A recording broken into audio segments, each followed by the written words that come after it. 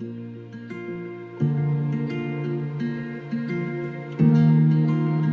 Lodi, there's an abundance of things to do. There's certainly the wine grape industry. There's cherry U-pick that's available. There's some beautiful hotels. There's also an abundance of historical sites that can be visited. Downtown is really neat and beautiful as well. There's just this sense of old America in Lodi still. Visiting downtown Lodi, highly suggest it. It's one of my favorite places to go visit.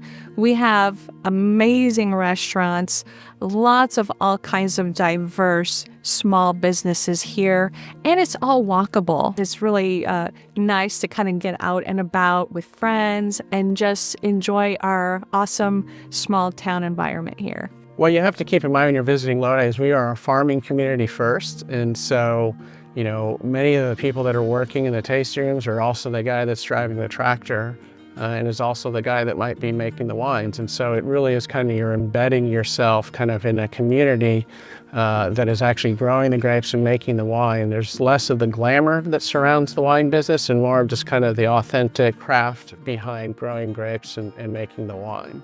But the cool thing about Lodi, I think, right now is that, as a family, Lang Twins grows over 30 or 31 different varieties of wine grapes. And within Lodi, there's over 125 varieties. So Lodi is a great growing region for all things, really. So we not only have 110,000 acres of wine grapes here, there's a lot of fresh produce here. There's several different restaurants that focus on the farm-to-table movement. We are in the heart of Central Valley, and you can get local ingredients. They create beautiful farm-to-table meals. I feel very lucky to have everything right here in Lodi.